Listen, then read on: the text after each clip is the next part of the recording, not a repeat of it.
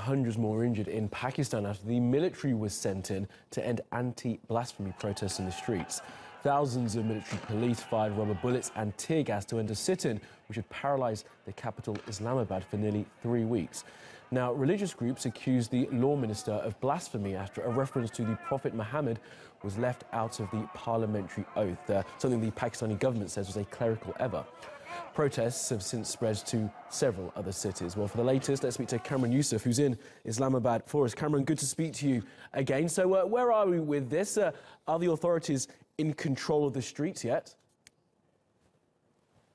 Not exactly. The situation remains tense since the police suspended the crackdown against protesters last evening. The number of protesters, in fact, has now increased from 2,000 to 4,000 on one of the main crossing points in the capital, Islamabad. What has compounded the problem for authorities is the fallout of their earlier action, because there are protests taking place not only in other parts of Islamabad, but in other major cities like in Lahore and Karachi. Although fresh police and paramilitary troops have arrived at the venue, but protesters yesterday pushed them back so far.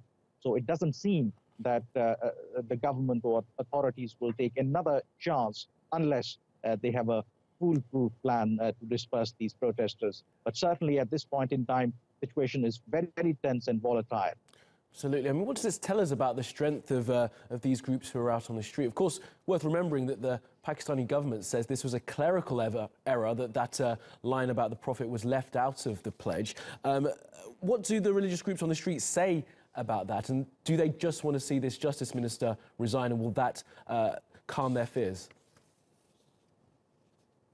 Well, that was their demand earlier before the government launched this crackdown, that they wanted the law minister to be removed because they believe that he was the one who drafted that controversial act. Now, after the latest action by the security forces, we have seen a latest statement from the protesters, and now they are demanding that the entire cabinet should go, and they will have to pay the price for taking action against what they call peaceful protesters. As far as their strength is concerned, this group, Tehreek-e-Labbaik Ya Rasulullah, was very unknown group few weeks ago, a few months ago.